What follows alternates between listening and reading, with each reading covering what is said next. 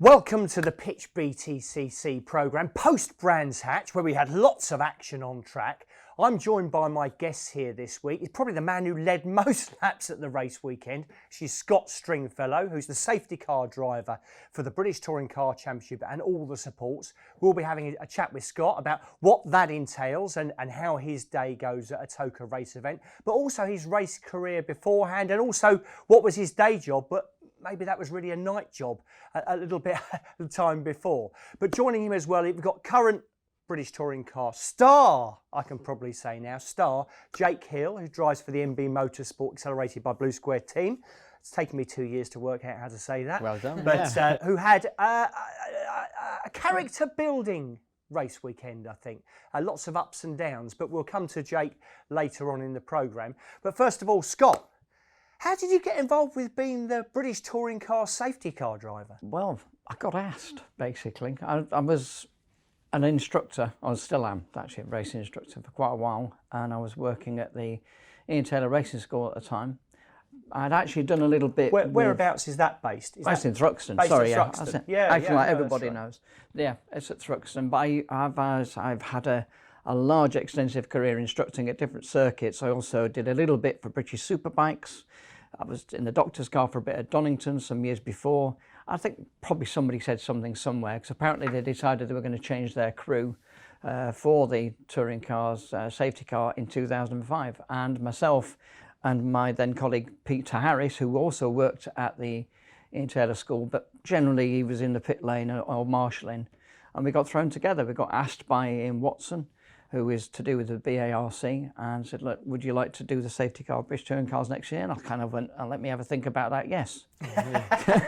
That quick a decision? Yeah, I think I was saying yes before he even finished, actually. So I thought, oh yeah, that'd be really good. To be honest, I just thought this would be quite good. He said, all right, come and meet your observer. Do you know Pete Harris?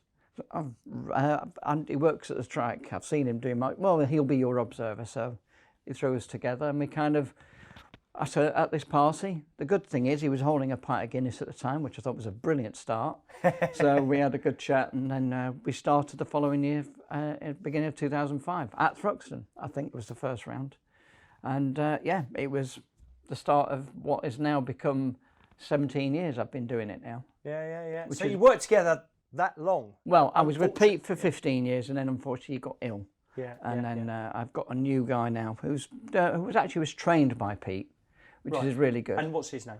His name's Kieran Salmons. Oh, okay, right. I've seen that there. So, but going back to Pete, unfortunately, he passed away. Yes, he did. He had a battle with cancer for 1.5 years, and it was a real surprise when it happened. And it was a brain tumour cancer. Right. It was literally, we did a meeting at Thruxton in 2019, and the following week it hit him, and that was it. It was the biggest shock for everybody.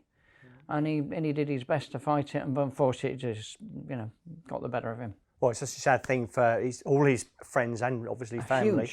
Huge. It was amazing. A big loss to the British Touring Car Championship, because that amount of experience, doing that job, it will be sorely missed. Well, yeah, I have to say, it would have surprised him how much he was regarded within the touring cars, and that when we did the stop at Thruxton, where they did a minute silence for him, that was really, really tough to do, to be honest.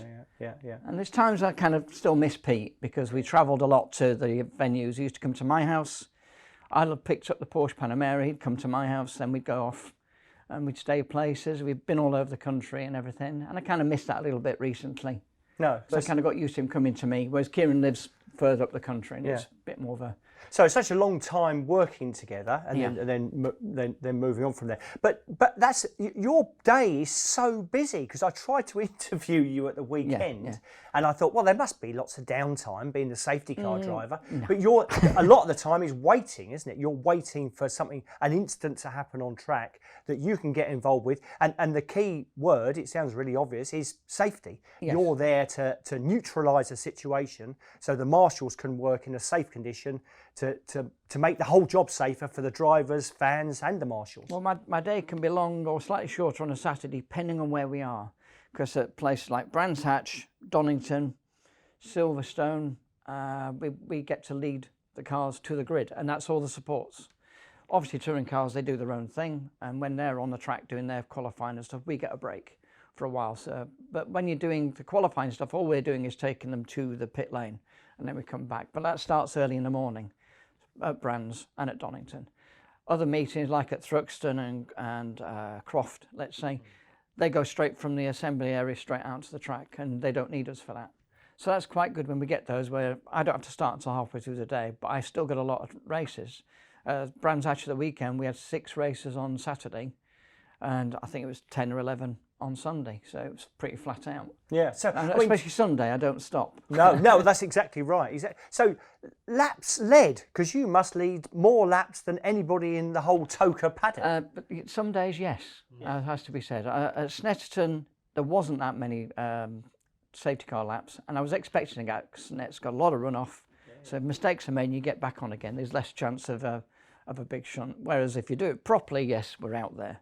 And as to be said, this time round, Snetterton, it's the first time, I think, that we've never gone out for touring cars for all 3 races. Yeah, we didn't. No, we had one. It was really surprising, wasn't it? We all expected at least one at some point. Yeah. But it was all well behaved, really. Yes, it's just the others that did a little bit, and that was only Janetta's.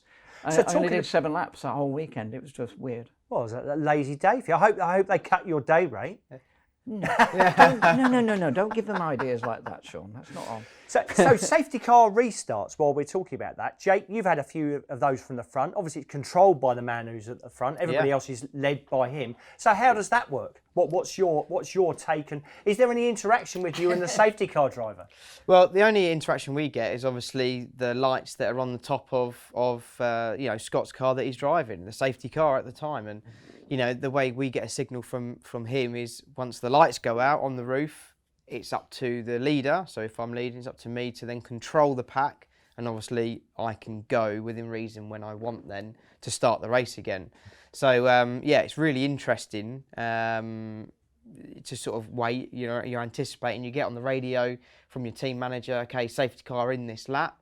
And then you're just waiting for Scott to turn the lights out, and then we can control it from there. But yeah, it's anticipating those lights. Yeah, well, we get told, I think it's 3/4 way around the lap that we get told to turn it out. There's different circuits, different places where we agree where the lights go out. And he knows, because if he's behind me, which he never waves when I wave. when I've been behind you in a while, to be fair. I was going to say that. But it's kind of, well, no one waves, not just you. Yeah. But when we're ready to go, I do pick up the pace a little bit. As soon as they say, okay, we're going to go lights out, I do pick up the pace a little bit just so it's not a massive surprise to them. Yeah. And as soon as you start seeing me pulling away and the lights go out, you can tell, because suddenly whoever's leading backs right off and gives me the chance to get out of the way. Especially at Brands short circuit, because that can be pretty entertaining if they go too soon. Because they're catching me up as I'm coming in the pit lane if I'm not careful. That's happened in the past. In fact, in the past, we've been told to go out, just as we've done the start, we're coming in the pit lane, we've got our safety car go, and we've got to get out the end of the pit lane before they all come in. Yeah. Twice in the past, we got nearly caught out, because I was watching, one of them was alongside Tom Chilton, another time was alongside, 3 times, alongside Giovinazzi, and the other one was Matt Neal. And Matt Neal was a good one, because Pete was with me for all of these. We came out the pit lane, and I'm going, we're just about there, and he goes, Matt's right beside us. Yes, I can see him. And I look at, me and Matt were actually looking at each other at one point. I don't know what speed we were doing, but it was quite a lot for coming out of the pit lane. And I went, yeah, we're all right. He's going to back off. We're all right. So as an ex-racer yourself, because obviously you raced before you were a safety car driver, because you have that experience, you raced in Formula Ford and Formula 3, and a little bit, but just before that, which is actually quite a thing between all 3 of us, you started learning when Brands Hatch Racing School was a racing school rather than an experience day, if you like. Yes, there was that. Yes, it was Brands Hatch Racing School, but then I worked at other places as well. But I've actually, when I first started in 1982, on 26th of July, that's the first time I ever drove a racing car, and that was at Brands Hatch Racing School. I was a pupil, never realising many years later I'd be doing what I'm doing now, obviously. And even then I wasn't even sure I was ever going to race. So when I actually started racing 84 onwards, and then I started instructing from 88 onwards, that's when I got involved in instructing and learning a lot. And has to be said, did you do a bit of instructing yourself? Yes. Yeah. Now, when you're a young pup and you get older people, they don't really want to listen to a young lad telling them what to do. No, not really. It gets easier as you get older, obviously. But it works the other way round then. Yeah. The youngsters don't want to listen to the old guy then. That's there is that too.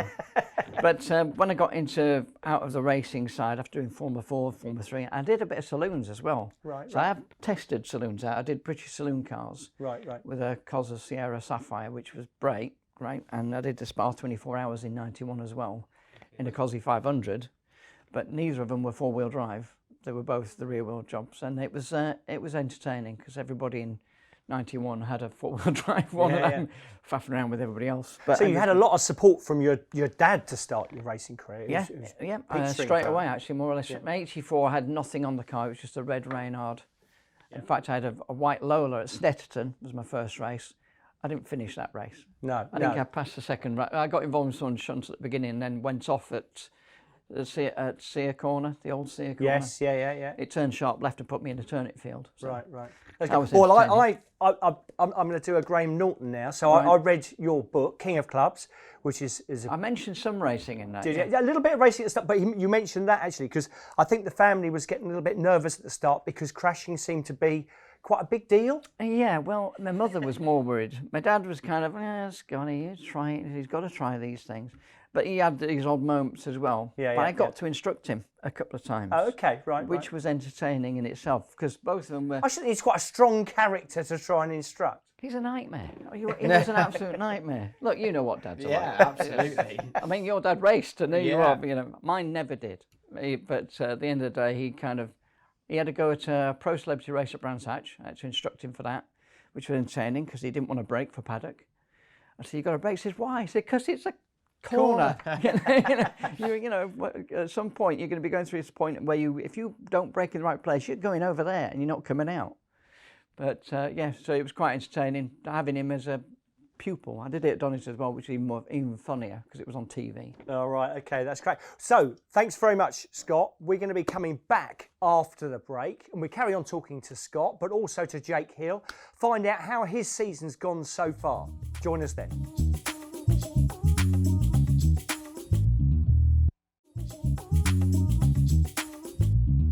Welcome back to the Pitch BTCC programme. We've been having a chat with BTCC safety car driver Scott Stringfellow, who leads more laps of a British touring car event than any other. Now we're going to have a chat with another guy who's trying to beat him on that laps-led basis, which is Jake Hill. And so, Jake, weekend, we just finished at Brands Hatch. Yeah. You had a very up and down weekend, with free practice not being quite so good, a great qualifying, great first race, not a great second race, then a great third race. Blimey, it couldn't get more roller coaster, could it? Yeah, it was so up and down. You're absolutely right. I mean, as you say, the free practice sessions on Saturday morning were definitely not what we expected, that's for sure. But then, me and my engineer Craig, we really bumped heads and figured out what we need to do. And to be fair to him, he sort of had his best guess, and it worked really well for qualifying with qualifying third. So that was absolutely fantastic. And then we went into race one, starting third. We had a load of rear-wheel drive cars behind us with Moffat and Oliphant, Sutton, etc. So got a little bit beaten off the start, but at the same time, it was a great race, unfolded well when we ended up finishing fourth. So lots of bag points there, and obviously we kept Sutton and Ingram behind, who are my main sort of championship contenders probably, and so that was fantastic. And then we were, I would say, in a fantastic place to start race two, and we were doing a really good job. But then we unfortunately had a puncture whilst fighting for the lead with Rowbottom and Oliphant, and that basically put us out of race two really. And then race three, we come back again. So we started second to last, and we came back and finished 13th on the road. So again, scored back into the points again, which, every point you can get, that's what matters. So, it really just one problem. Yeah. Sort of makes what could have been a fantastic weekend. Yeah. A very average weekend. Yeah. So, when you say you got a puncture, how's the puncture caused? Well, it's normally through two things. Normally, it's either contact or wear, and we have had it in the past at Snetterton in race two a couple of weeks ago. You know, we were on the soft tyre and I nearly had a puncture. It was down to the canvas, so that's obviously due to wear. But this time round, it looks like the sidewall had been cut from contact, which I believe me and Ingram had a very small scuff when I was overtaking him 2 laps prior to the puncture. And then we think it's just a slow puncture, basically. That's what Mickey from Dunlop, he's, you know, great character and he knows his tyres very well. And yeah, they studied it hard and they could see there was a cut there, unfortunately. So it looks like, unfortunately, it was, contact this time. So interestingly, you're now, I don't know, probably one of the more experienced British touring car drivers on the grid. Yeah, So it's been quite a few years now since you made your debut. Was it back? It's 2015. Was it 15? 2013, I did my first drive with Motorbase. Yeah, but there was a big gap, you know, in terms of until racing it full time. But yeah, Motorbase 2013 at Croft, where I stood in for Liam Griffin. So it's sort of gone full circle a little bit because obviously you race under the banner of MB Motorsport, but Motorbase are the technical team behind running those cars. Yeah. So how does that compare with the other cars that you've driven before? Oh, well, I mean, you know, the current car now, the Ford Focus is, you know, it's just arguably one of the best front-wheel drive cars that's on the grid. You know, it's a great package. But yeah, going back along the lines when I was driving for you, Shaun, and then, you know, back through there, it's, you know, every year they get better and better, don't they? I think the Honda I drove last year for you was, you know, arguably the best chassis, even in some ways still slightly better than the Ford in the way it worked. It was a phenomenal car, but we struggled a little bit with power units and we didn't have the best year. But you go back again, the Audi, again, that was a good car and we managed to get it to work better than probably anyone else had got it to work previous to me jumping in it. And then again, you go back a little bit more with the days when I was driving for Team Hard with the Passat. Bit tricky, that car. And then the Avensis was actually quite a good car when I first drove for Team Hard 2016. Yeah, that's right. So Scott, you've been safety car driver throughout the time that Jake's been on the Toka package. Sort of all the way back then from Ginetta Juniors through to Ginetta G50s, G55s. So what do you reckon about him and how he's moving on with his career? Well, I remember when he was born. Yeah. Oh, right, okay. That long ago. Well, his dad and I used to instruct together at racing schools. Yeah. So did I as well. Yeah. In fact, actually, your first PlayStation was my ex-PlayStation. Just so you know. Is that right? Yeah, he still owes me. Simon, you still owe me 150 quid. I can believe that. Yeah. No, but when he came along, like he says about when he did Ginettas, when he started out, and when I first came across him on the track anyway, we were doing the juniors and everything, and he was behind me quite frequently, and I was in that wonderful, what was it? We had a G40 for a while. Just a road car, wasn't it? Yeah, it's a nightmare. Car. Yeah. And I tell you what, when you're in your 50s, getting in and out of a car is designed for a 14-year-old is not really good. It's a pain. And luckily I've got a bigger car now, but even that has its own things. Yeah. Which is a lot of fun. But we've had G50s and G55s in the past. But we've had him follow me quite a few times. Well, Ginetta, I mean, I had a quick chat with Lawrence Tomlinson at the weekend from Ginetta. And for me personally, I think Ginetta's been a real foundation and a rock for so many drivers' careers coming through over the last 15 years or so, 15, 20 years. It's absolutely. been, you know, I think it's incredible. The company does a great job of supporting young talent as well. It is, specifically because they've got a staircase of their own with the juniors and they obviously the senior, and then they've got the GT5s in another series. So you can see that's quite good because it's quite rare now. When I started out, it was Formula Ford 1600s, 2 litre, F3, if you were lucky to jump to F1, but there's no staircase for that lot now, and it seems to be very diverse. But to have Ginetta do with that early on when things were all changing was great.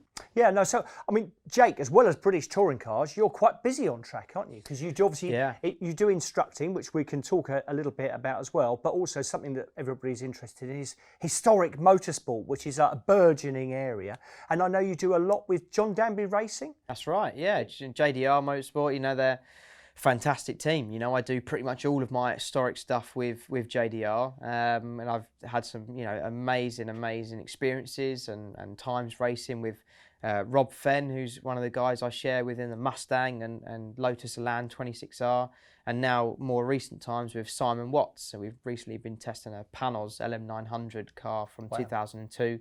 And he's also got some fantastic machinery, old Chevron sports cars and Lola sports cars and all sorts of cool stuff. So Is that the open top panels? Yeah, it is. More the Roadster, but it's the last gen one with the Honda Mugen engine in. So absolutely fantastic bit of kit. You're going to do a bit more work on that then. Yeah, my neck was hurting on Thursday. You're absolutely right.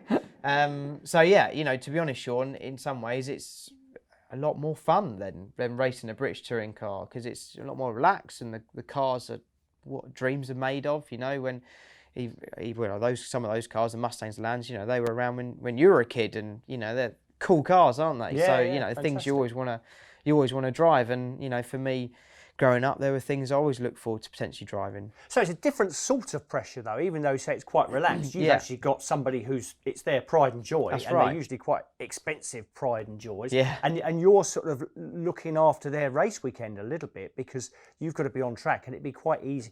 Firstly, you don't want to be making any mistakes. That's the sort of, in British touring cars, you're actually pushing it to, 110% every single lap, whereas with the historic side of things, you've got a lot more stuff to look after, if you like. That's right. I mean, for a start, the races are normally a lot longer than a British touring car race. They're 45 minutes, or if not, an hour or 90 minutes, so you've got to look after the car. The Lotus Elan is a 90-minute race, and you've got to look after the gearbox and the engine and not rev it too much, and, just care for it a little bit of love. And, if you're ragging it every single lap, things break, and that's no good for either you or the customer or the car that I'm driving. So you do have to have a bit of common sense and be, to be honest, a good racing driver to be able to manage all those things. So you just mentioned the Elan there. You had a fantastic weekend, which is probably where your historic career, if you like, took off, which was at the Silverstone Classic 2-3 years ago now. Yeah, 2018. That's right. Richard Wheeler, who was has been a great sponsor and friend of mine over the years.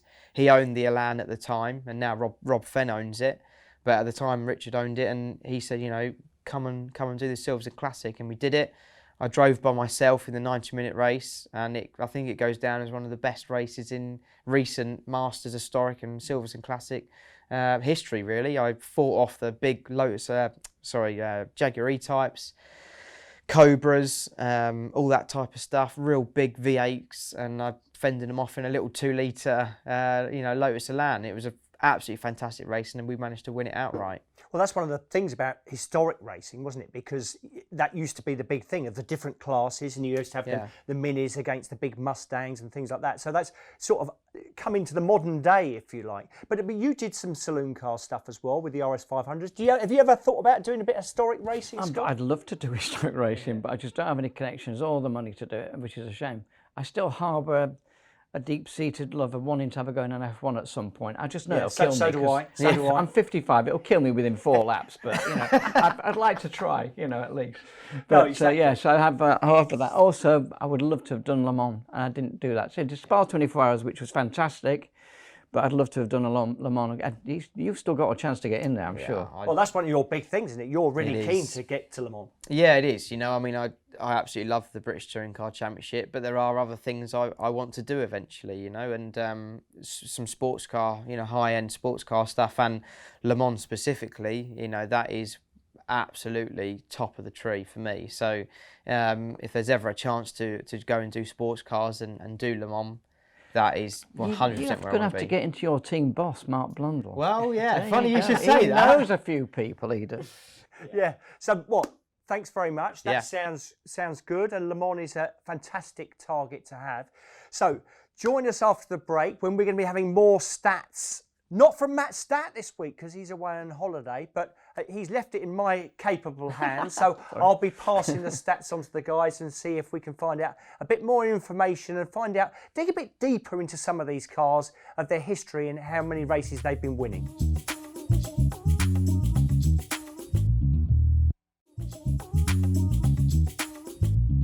Welcome back to the Pitch BTCC programme. I'm joined by Scott Stringfellow, who's the British Touring Car and TOCA Support Race safety car driver. We've been having a chat about all sorts of things going on in front of the camera and behind the camera, but also Scott's career. Also current BTC star Jake Hill, who's been telling us about his history, what he's done before, other racing that he's done, other than stuff in British touring cars. I know there's other stuff other than that, and you only like British touring cars, I know.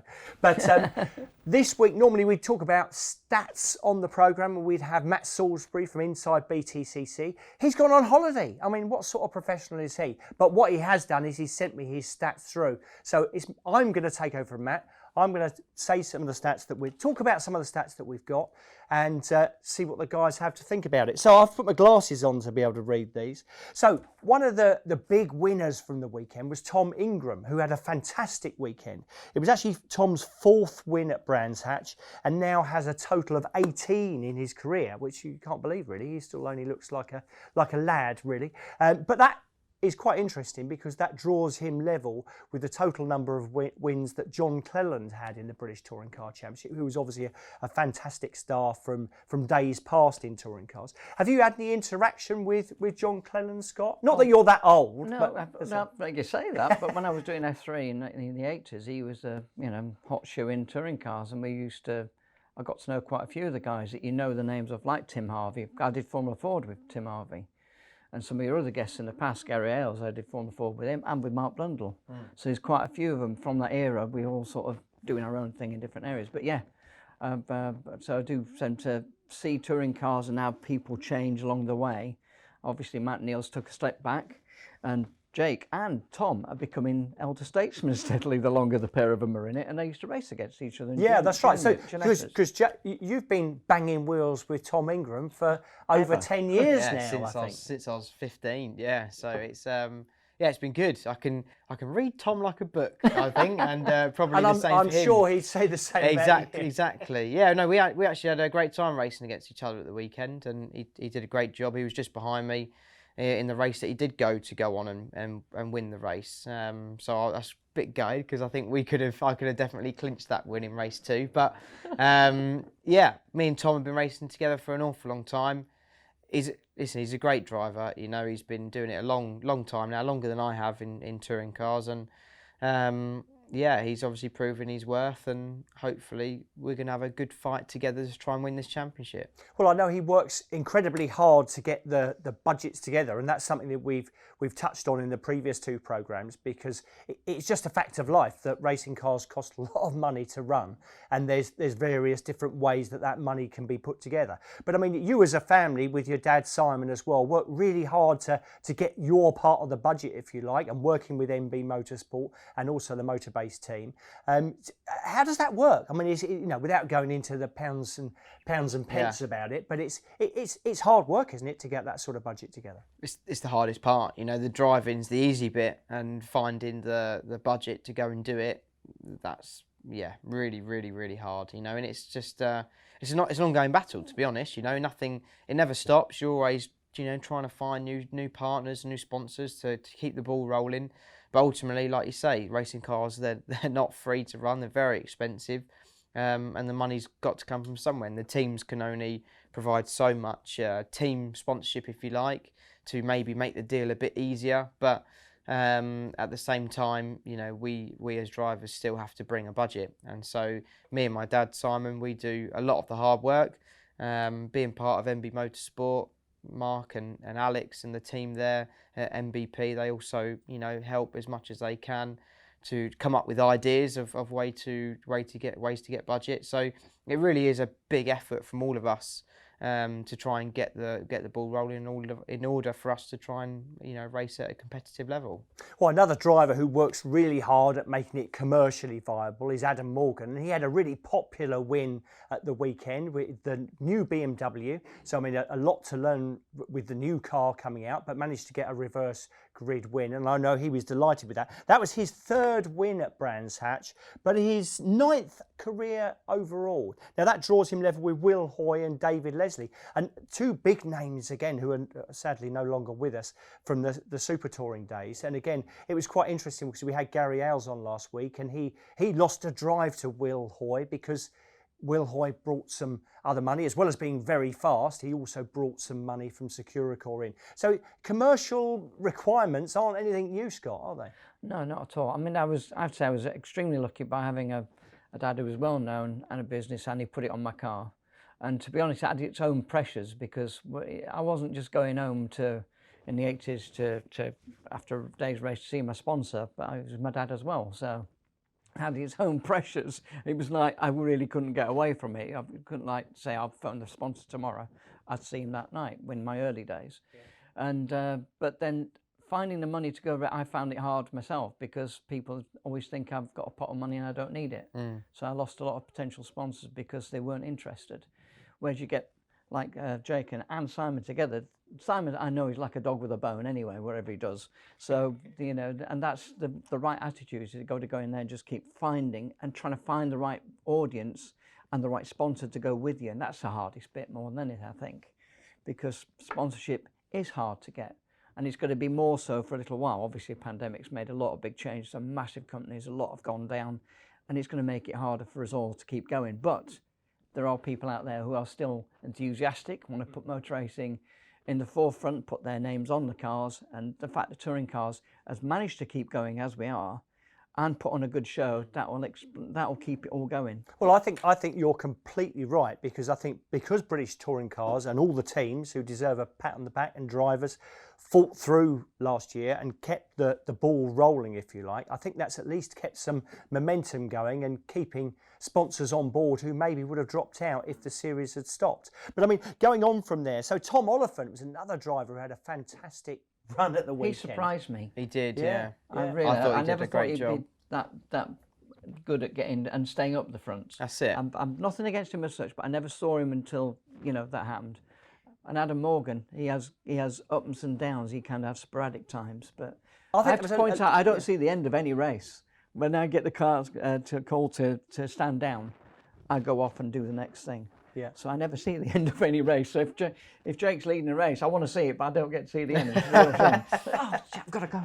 But also with Tom, so Tom, maybe the big change last weekend, because he got engaged the week before to his girlfriend Jen, who we had a chat with at the weekend pitch BTC show.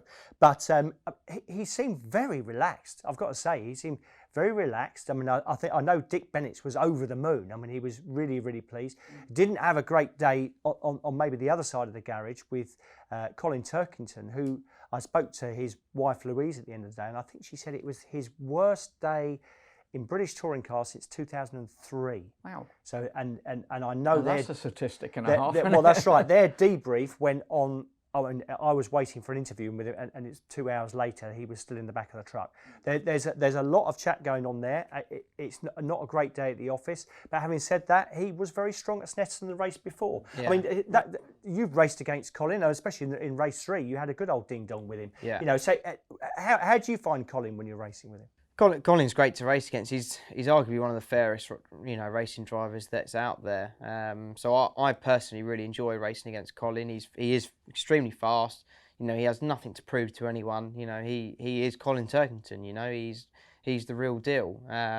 So yeah, it was just weird to see him struggling so much at the weekend. You know, I don't know what was going on, because obviously Tom did a fantastic job with the other BMW to stay up there. You know, for a lot of the weekend.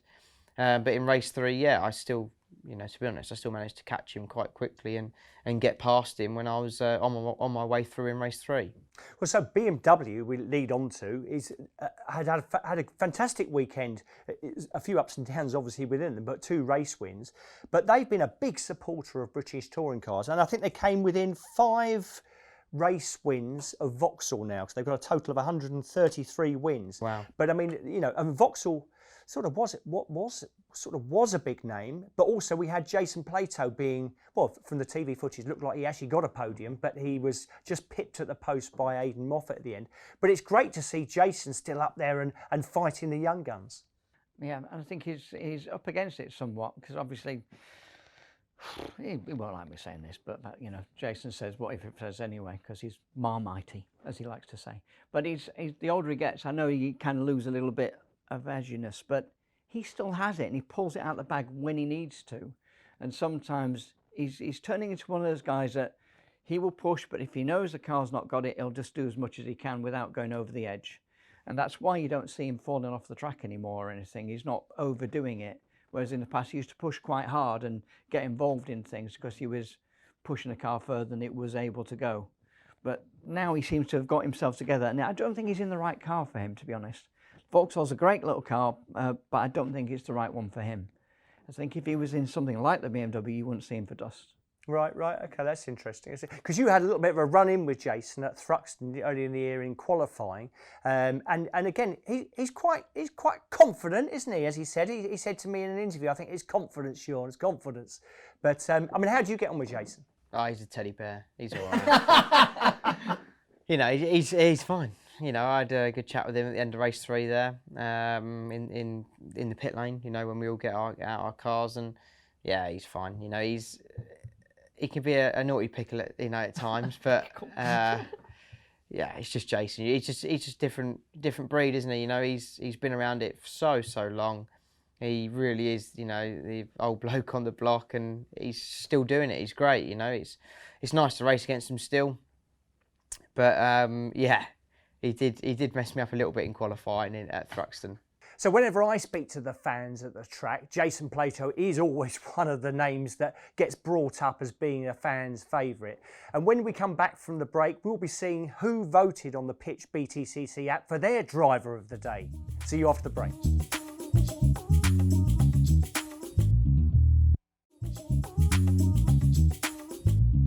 Welcome back to the Pitch BTCC programme. I'm joined here by British Touring Car safety car driver Scott Stringfellow and current British Touring Car driver Jake Hill, who was racing against the man at the weekend that you, the Pitch BTCC app users, voted as your Pitch Cup driver of the day.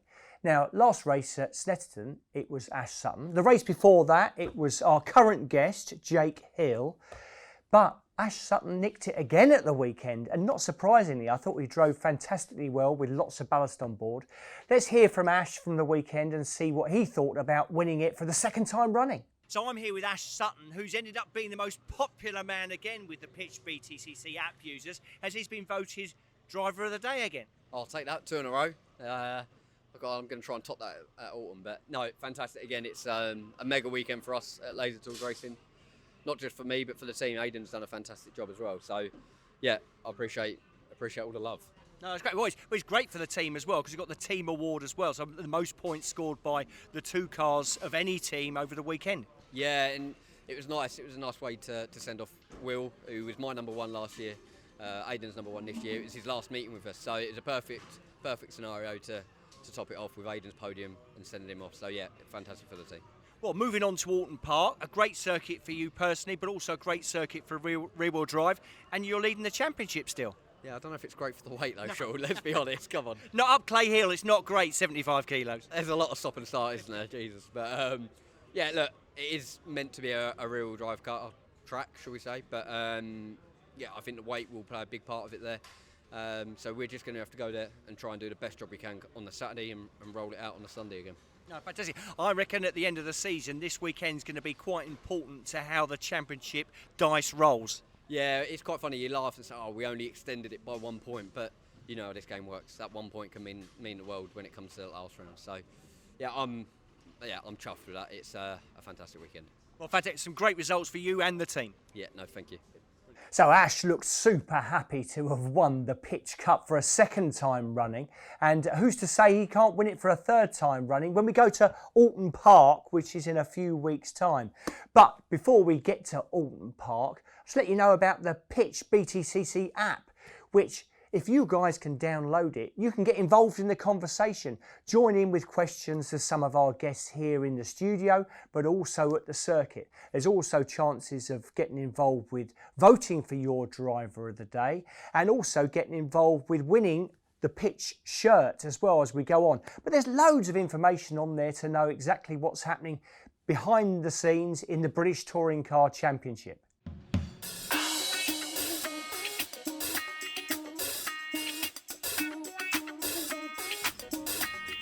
So looking forward to the next race in the British Touring Car programme, we're going to Alton Park, which everybody loves Alton Park, don't they, Scott? Oh, yeah. And Scott knows all about Alton Park because he was the champion of Alton Park in Formula Ford back in '86. So what's Alton Park like to drive from a driver's point of view? Well, it's great. Honestly, it's one of those ones. It's a bit like, I've always called it Britain's version of Spa-Francorchamps, actually, because it's got a lot. in there in one go. They've changed the circuit a little bit over time. Like when I was doing Formula Ford, we had the Knickerbrook was a fast right-hander. Now it's a little chicane affair, which is actually even more sort of in, what's the word? Challenging on its own, in its own way. But I love Alton. Everyone loves Alton because it's just a great track. Cascades specifically, nice deep cut-in when you're coming out down into a hairpin at the bottom, which is what the touring cars use now. There is a longer circuit, but that doesn't get used for that. But that's quite challenging to brake late for that. And also, what has got to be two of the most challenging corners in Britain, I think, is Druids, double apex fast right-hander, and then leading into the wonderful Lodge, which as you turn in for it, the whole thing has a camber that drops away as you come away. No, it's fantastic. Always loved Lodge. Always loved Lodge corner. When I went to F3, I was usually quicker than a lot of their Class A boys, but not quicker overall, unfortunately.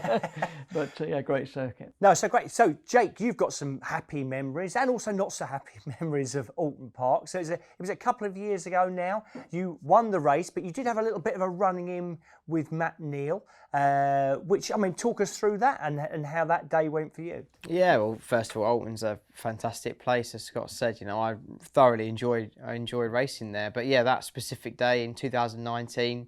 Where I got reverse grid pole for race 3, so I was starting on pole position. Matt Neal was beside me on the left, and he'd come back from an earlier incident in race 1, I believe, so he was a very quick car and on the way through. But anyway, I got a very good start, and he was leading the race for the first sort of 3-4 laps, and then going into the following lap, he got the run out of the last corner Lodge there down the main straight and down the inside, and as I went for the cutback, I just timed it ever so slightly wrong. / I still think he lifted a little bit, and I just tagged him ever so slightly. I didn't even feel it. Normally, when you run into the back of someone, you can feel, yeah, there he is. You know, you got him. But I didn't that time. You know, I didn't feel a thing. I just saw this Honda just disappear to the right, and I was thinking, oh God, what? Well, it was quite spectacular for everybody else following because they were going through this. It was like a scene from Days of Thunder. Yeah, there was this smoke everywhere and cars spearing off left and right as you disappeared up the road. And you managed to win that race, but the stewards took it away in the bus. Everybody knows about the bus. Yeah. But, well, you did try and get a look in on the programme, but Alan Gale said, no, we're not allowed to have a look in there. It's a special place that's really... So what's the bus like? There we are. So nobody's seen it except for the drivers. Yeah, the bus, it's all right, actually. It's okay. It's not as daunting as everyone might think. I go, oh God, I'm going up the bus. It's all right. The chains have gone now. Yeah, they have. Yeah. So what do they do? So you go up to the bus. Okay, so what happens? so you have Ian Watson, who's the main clerk of the course for British Touring Cars. He sits in his corner. Dave White, and then James Cole is also the driver standards guy they got in this year. And Alan, if he's there, he'll sometimes listen in and have his say, so to speak, on what he thinks possibly. But you know, you sit and there's a big TV, and Ian, if there's a fairly decent incident to talk about or differing opinions or views, he will put up the onboard footage of what has happened, and it's up to us to talk our way through it and give our verdict on the story, basically. And then Ian will go off with his colleagues and make a decision on what they're going to do on the situation. So, yeah, it's a little bit, if you're on the receiving end of it, it's a little bit daunting. But likewise, if something's happened to you and, you know, you're giving your opinion of what's happened and how stupid you think the other driver's probably been, then it's obviously not so bad. You just want to make sure that you get a fair outcome, regardless of whether you're on the receiving end or not.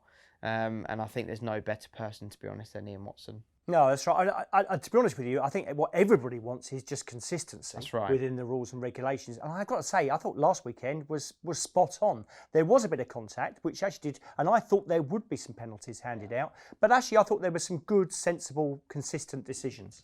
Yeah, I think so. I mean, I didn't have any trouble as such with anyone last weekend, other than on Saturday with Rick Parfitt. He did the similar thing to what Jason did at Thruxton. He was on a hot lap, and then all of a sudden he jumped on the brakes and came to the pits, and he came up ranting and raving at me saying, "Oh, I need to pay his damage bill." I just thought, whatever, you need to see it first before you comment. But so that was the only thing. But other than that, it's yeah, it was all right. I didn't have an issue at the weekend, and like I say, you know, I think Ian and his team do a fantastic job at being the clerk of the courses for the event.